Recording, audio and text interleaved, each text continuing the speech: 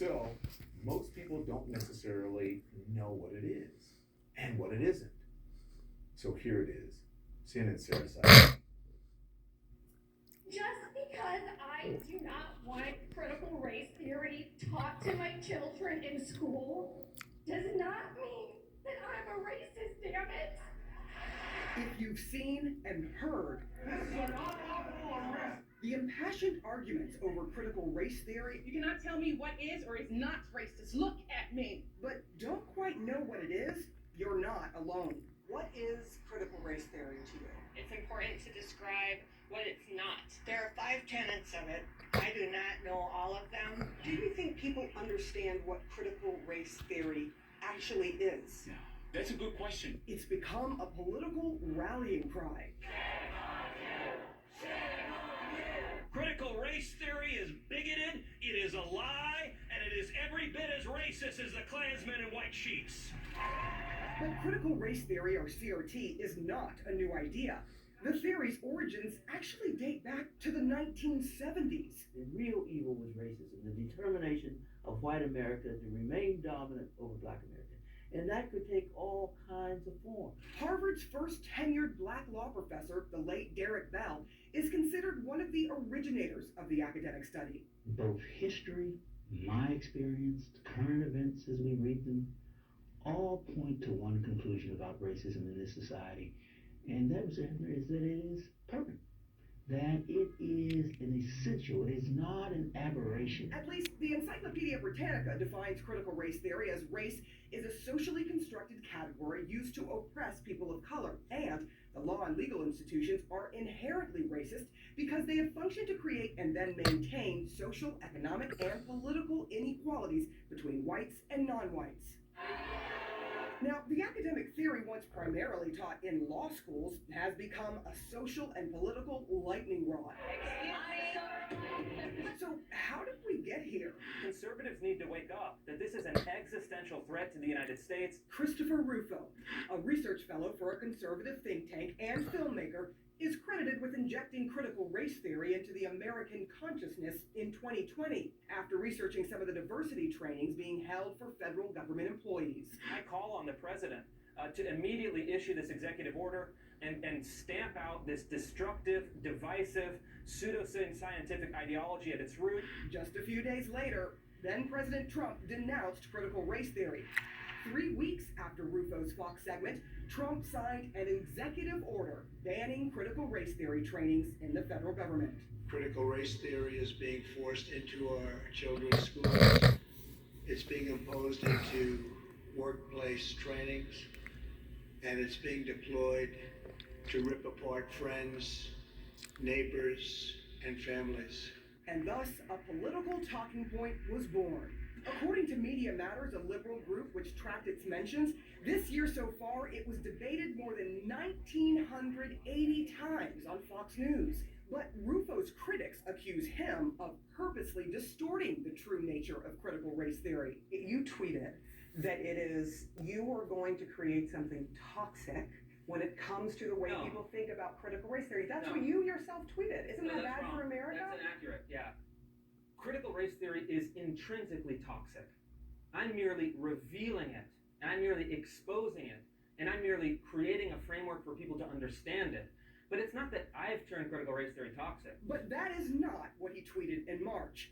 His tweet, "We have successfully frozen their brand, critical race theory, into the public conversation and are steadily driving up negative perceptions. We will eventually turn it toxic, as we put all of the various cultural insanities under that brand category." Judging from what is happening in some school districts across the country, the debate has turned toxic.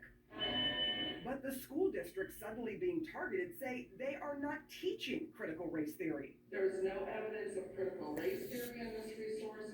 Is racism a problem in this country? Of course it is. We should absolutely be talking about race. We should absolutely be teaching about the history of racial injustice.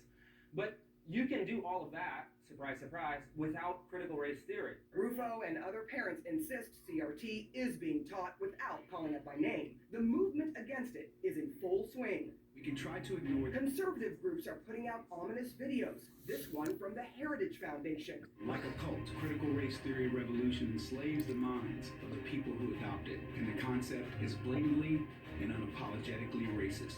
In this part, Black Lives Matter marchers are juxtaposed with what appear to be an authoritarian regime's army. More than a dozen state legislators have proposed banning teaching critical race theory. A few state legislatures have already banned it.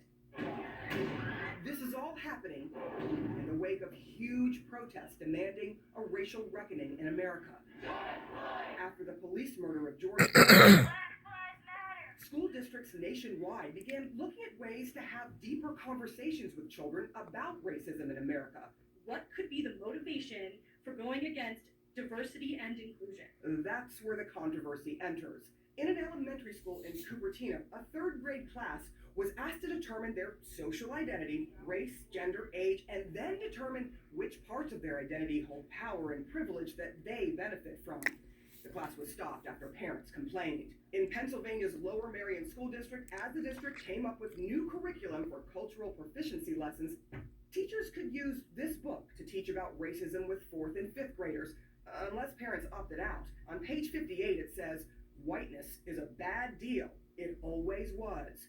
The next page, a devil-like figure appears holding a contract, saying, "Contract binding you to whiteness. You get stolen land, stolen riches, special favors." The author says it was misunderstood and is about justice and love, not hate and division. Ultimately, the district says the book was not chosen for the school's curriculum. Critical race theorist Professor Gary Peller sympathizes with parents who are worried their children are going to be demonized just for being born white. Telling any individual that they are essentially part of the oppressive or victim class because of their skin color is not critical race theory. The panic over these kinds of teachings have inspired conservative bad groups to do some teaching of their own.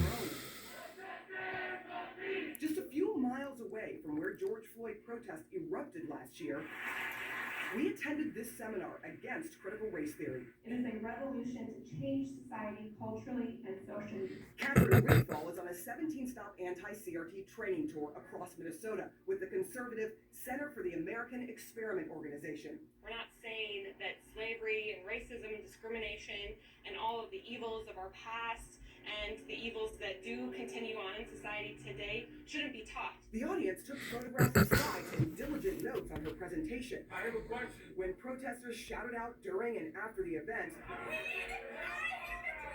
they were confronted with chants. When you do read a cabal of progressives wants to rewrite how students learn about their American heritage, that's pretty tough language, and you can see someone being really upset about that. What about the role of you all in this as well, making it more vitriolic? I would say, what would be a better way to frame that then, that gets the point across at how serious all of this is? Activist and educator Raj Sethawaraju attended the meeting and thought the seminar itself was racist. Critical race theory fundamentally asks the question, where does our laws come from? And how it is informed by our racialized practices, racist practices. Why are we not questioning them? But most attendees we talked to thought it was spot on. It really breeds hate more than unity. And at a time when our country needs to work on unity. There are racists in the country who do the wrong things, but our country is not racist. That's the difference. This CRT stuff is going the wrong direction for our country. The phrase critical race theory was coined in 1989 by Kimberly Crenshaw. The legal scholar says what you're seeing is not about critical race theory, it's about America's racial anxiety. This is a classic situation where people have an itch to scratch. The itch is this concern about people of color demanding too much. The concern is about the consequences of the reckoning that happened last year after George Floyd. So this is a reaction, a backlash to the growing conversation about racial inequality. This is a cynical and manipulative effort to take words that they kind of protest as being scary, critical race theory, and to use it to exploit the anxiety of many white parents. It's not just white conservatives, though, now raising red flags. Harry Jackson was so determined to keep critical race theory out of his children's Virginia school district, he campaigned and then became the first black president-elect of the Parent Teachers Association. Advocates for critical race theory are even arguing that merit is even racist.